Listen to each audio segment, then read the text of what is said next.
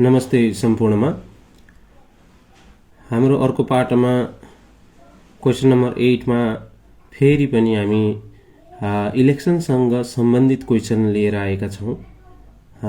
Compulsory म्याथमेटिक्सको पहिलो topic सेटबाट। यसमा question छ, in an election of municipality two candidates P and Q stood for the post of mayor and 40,000 people were in the voter list. Voters were supposed to cast the votes for a single candidate. 20,000 people cast a vote for P, 15,000 people cast a vote for Q, and 3,000 people cast a vote even for both.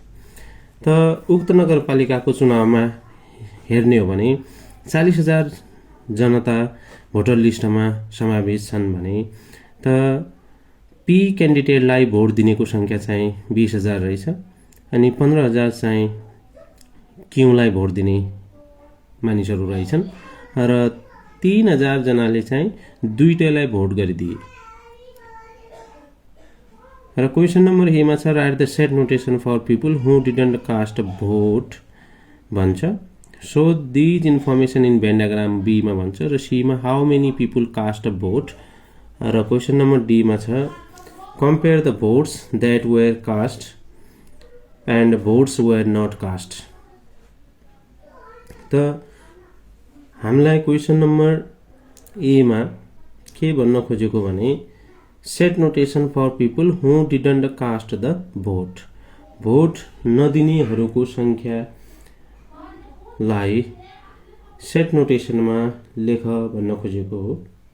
Given कुरा यसमा राखिदिन्छौं, किन भन्दाखेरि question number ए हाम्रो अलिकति long जान्छ।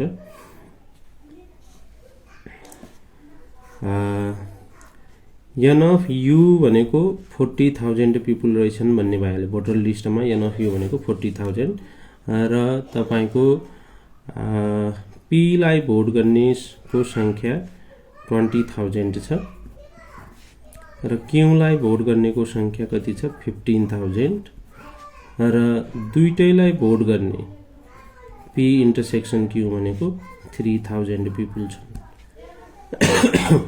क्वेशनले दिएको यो हो भने भोट नदिनेको संख्या भनेको N of P union Q complement भनेको कति छ भन्न खोजेको क्वेशन नम्बर ए मा। यसको लागि here N of P union Q complement भनेको फर्मुला हुन्छ N of U minus N of P union Q। यसो गर्दाखेरि N of U भनेको 40,000 छ माइनस यो कम्प्लिमेन्ट होइन, सरी यो कम्प्लिमेन्ट होइन। P युनियन Q भनेको के हुन्छ भन्दाखेरि N of P plus N of Q minus N of P intersection Q हुन्छ। हामीले यो गर्ने छौं।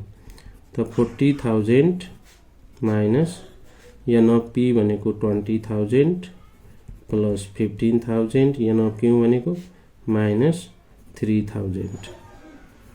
यो भित्र हिसाब गर्दाखेरि ब्राकेट भन्दा भित्र हिसाब गर्दाखेरि कति हुन्छ भन्दाखेरि चाहिँ 32,000 आउने छ। त हाम्रो 40,000 माइनस 32,000 भनेको कति आयो 8,000। त 8,000 पिपलले देयरफोर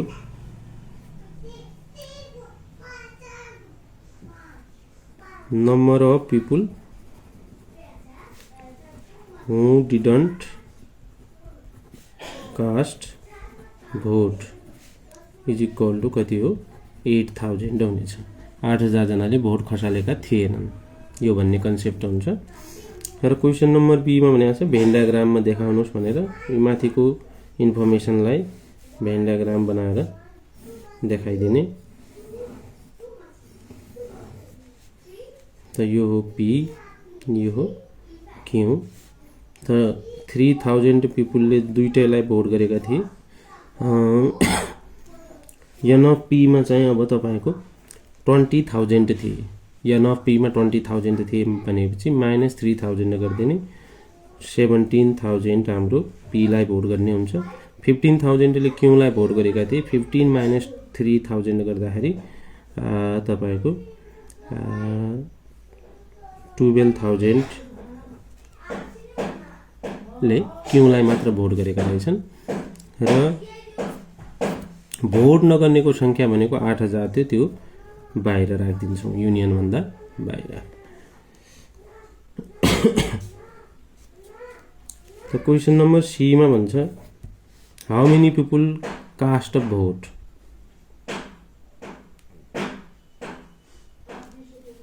त the number of people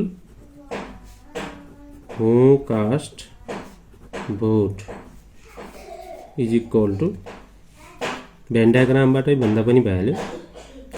vote caste गर्ने भनेको यी 8,000 बाहेक काम। त N of P union Q निकाल भन्न खोजेको हो, त्यो भनेको N not P plus N not Q plus N of P intersection Q हुनेछ। त 17,000 प्लस 12,000 प्लस 3,000 हुनेछ। कति आउनेछ हाम्रो जोड्दाखेरि 32,000। त 32,000 मानिसले चाहिँ भोट खसालेका रहेछन् भन्ने हुन्छ।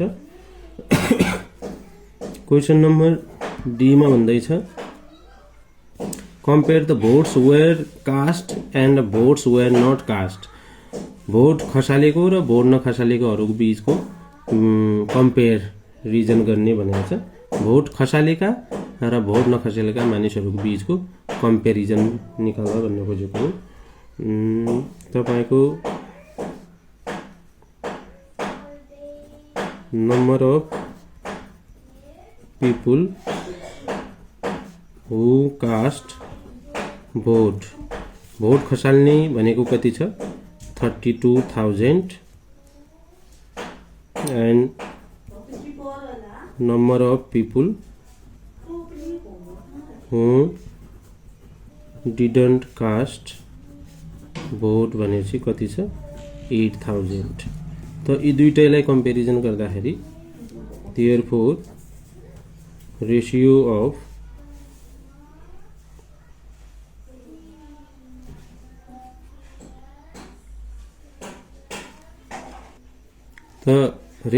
Caste vote and votes were not cast भनेपछि त 32,000 पिपुलले भोट खसालेका थिए र 8,000 पिपुलले खसालेका थिएनन् भनेपछि तपाईको रेशियो आउनेछ 4:1।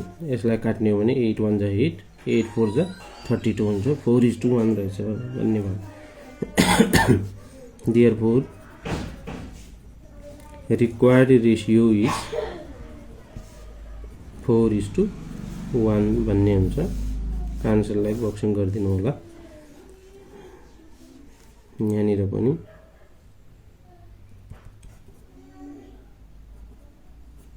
पी युनियन क्यू भनेको हाम्रो 32,000 आएको थियो, त्यसमा पनि बक्सिङ गर्न सकियो।